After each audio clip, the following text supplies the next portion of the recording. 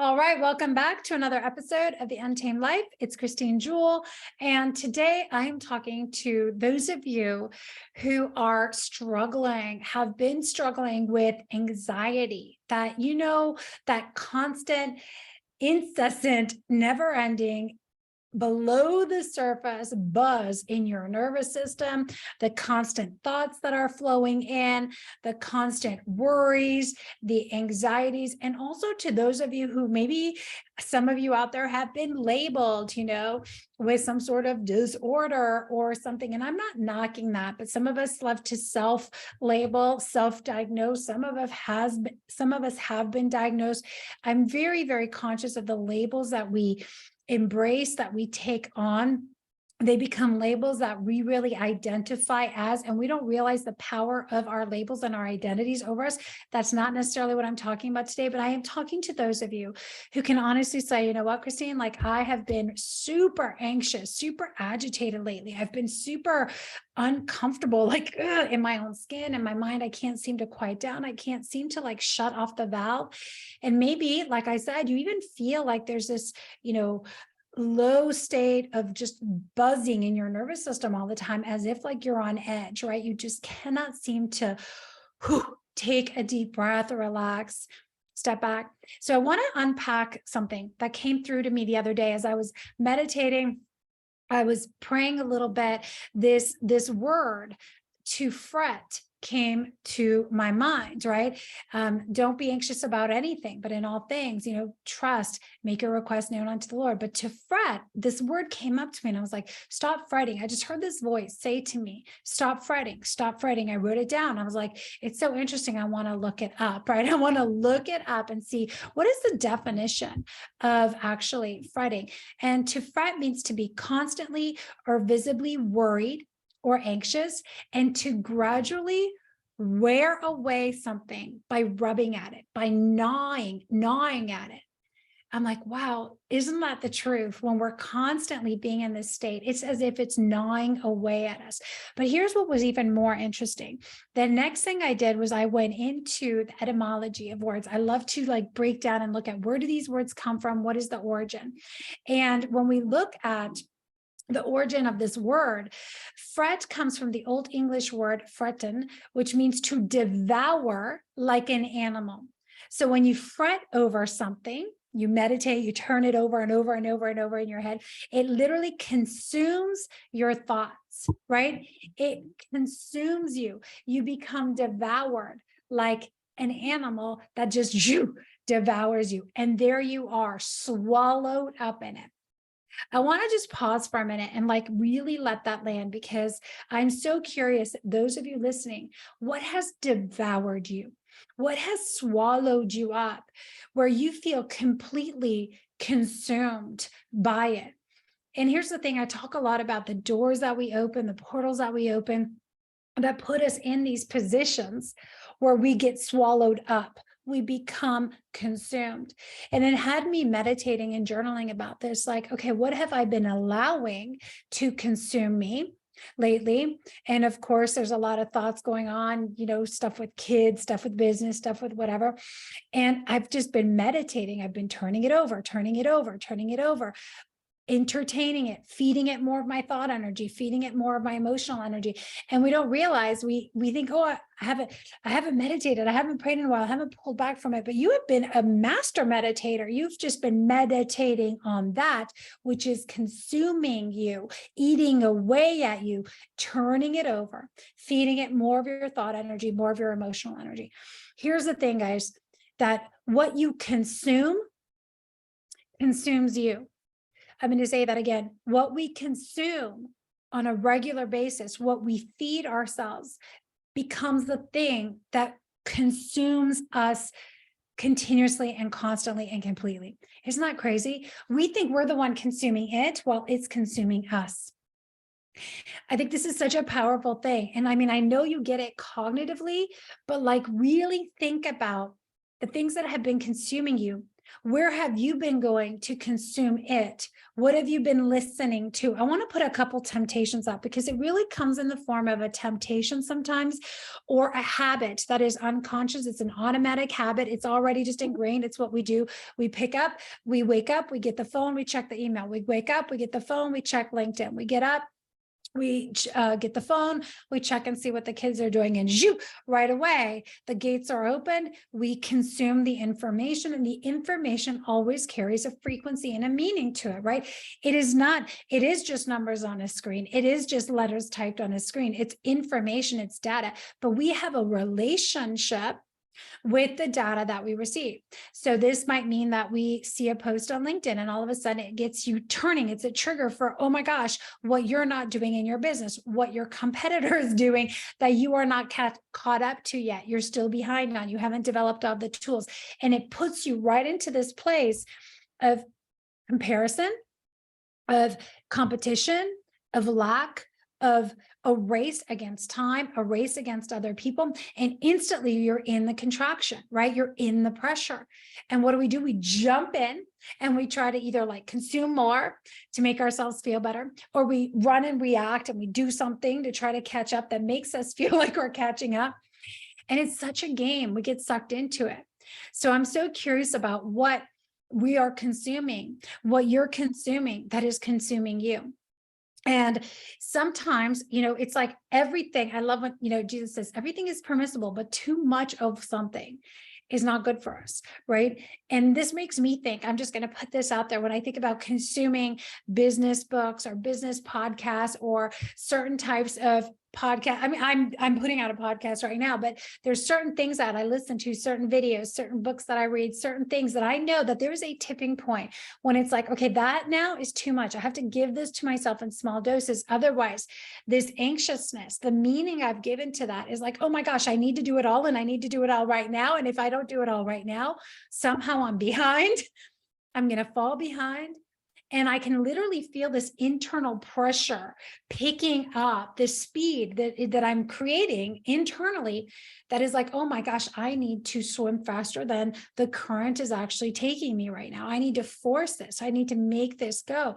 And, I'm so grateful that I become more and more and more aware of it, and I can pull myself out of it faster and faster and faster. But I'm still human. I still fall into this trap, right? This temptation, because we get in it. We might enter consciously into reading that post or reading that book or entering into a conversation with someone, but very soon we don't realize that we're just caught up in it.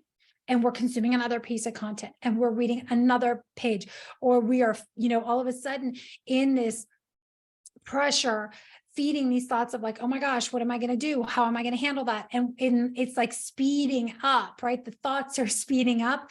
They're gaining momentum. They're getting more energy. They're actually pulling more of our life force up. And before you know it, you're just like disoriented, exhausted. You're unclear. You don't know what to do. So I wanted to put a couple temptations out there that I have noticed, right? So for me, for sure, it's the content that I listen to.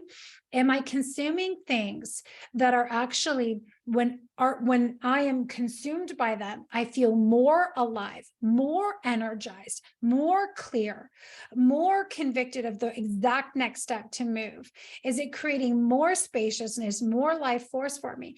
Or is it I'm feeling consumed by overwhelm, consumed by confusion, consumed by pressure and contraction? You've got to know thyself, right? We get to know thyself and go, okay, like, because what I'm consuming now will consume me. So can I begin to play with the amount and the timing of what I'm consuming when, so that when I'm consumed by something is actually, I'm devoured by something that's life-giving, right? More life, it's oozing out of me, rather than comparison and fear and all of this other stuff. So what are some things?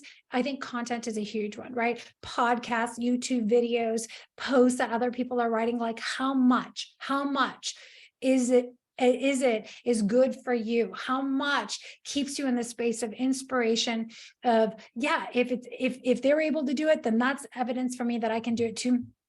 and how much of it puts you in a tailspin. Other things, temptations, listening to external advice, counsel.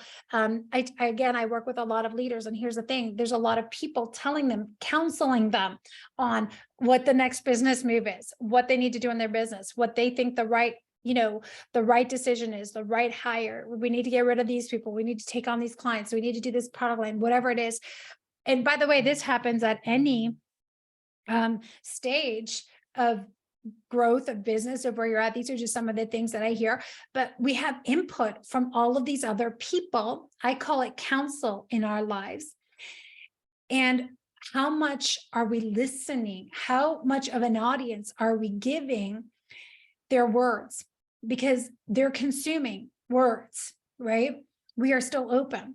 So how much advice are you receiving? Counsel are you receiving?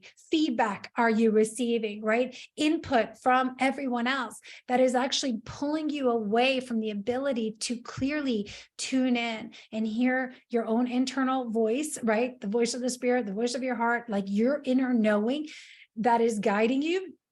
Or do you have so much noise all of the time that it's so consuming that you actually cannot hear clearly your own thoughts, your own voice, what you know deep in your spirit, deep in your heart, deep in your bones? I ask this question all the time.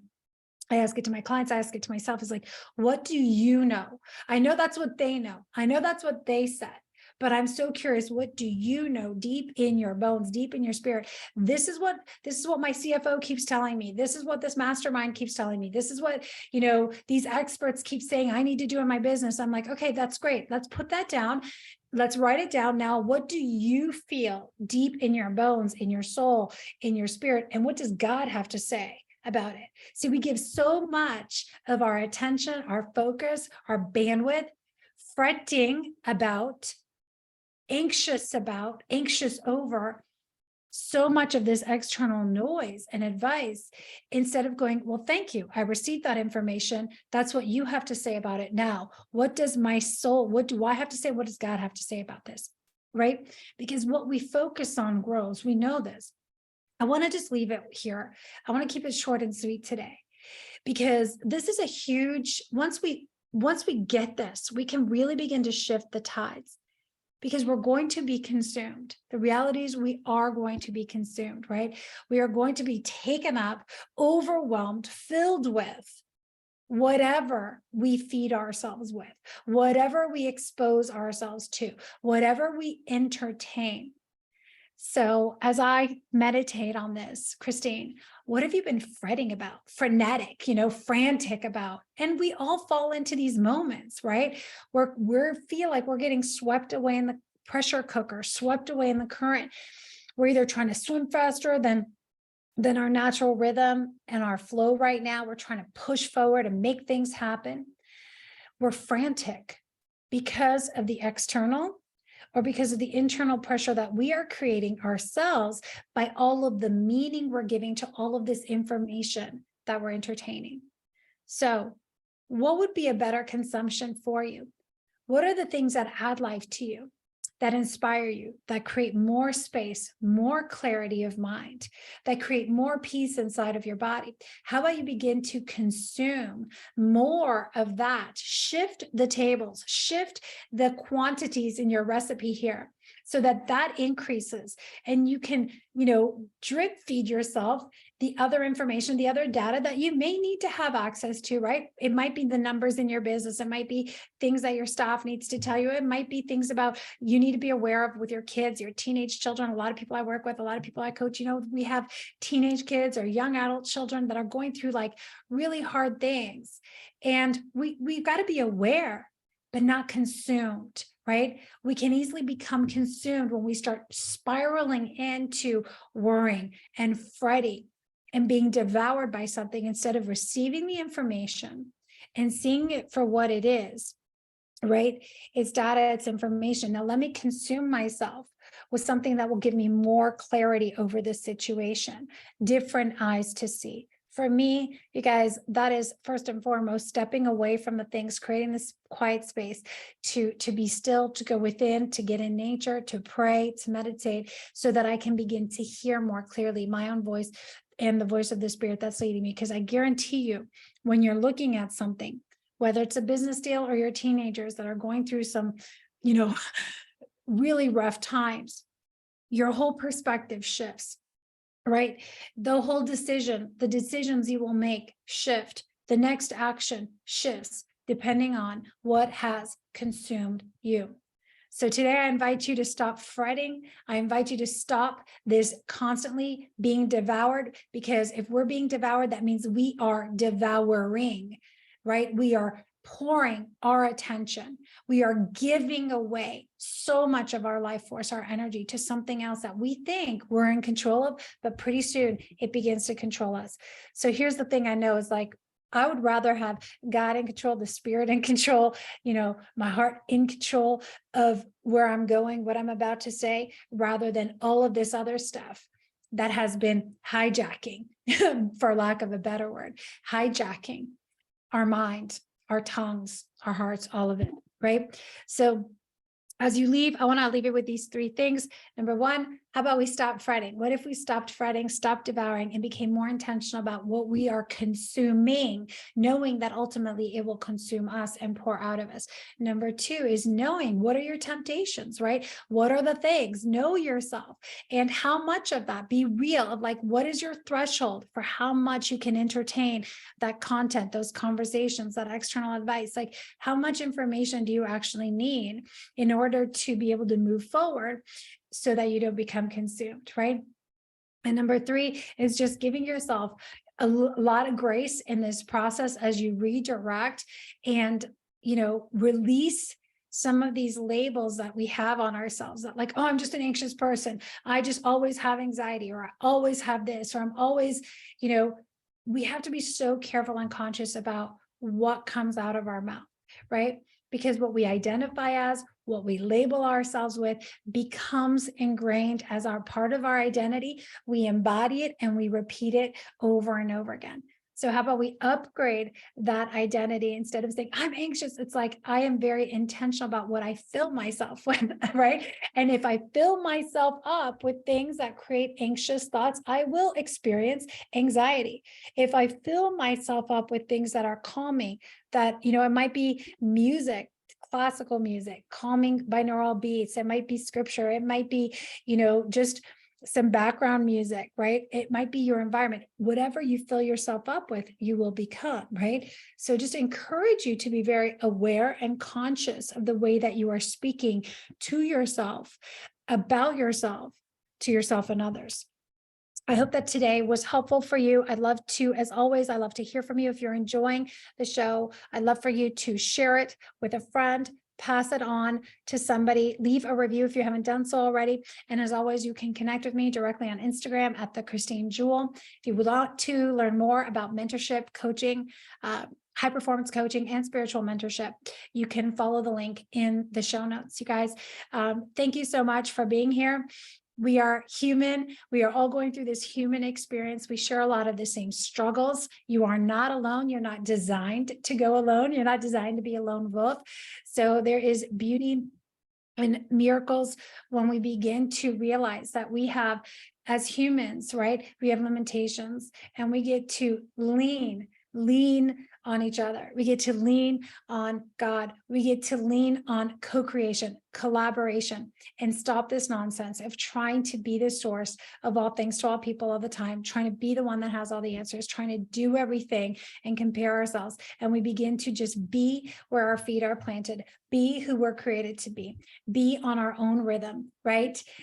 Be in our own gifting, be in our own calling. I mean, this is where the anxiety, the fretting goes away, and you move into a different way of operating and feeling in your body. One that is a lot more at ease, a lot more natural, and a lot more aligned to your divine design. Until next time, here's to loving fiercely, leading courageously in the untamed life. Bye for now.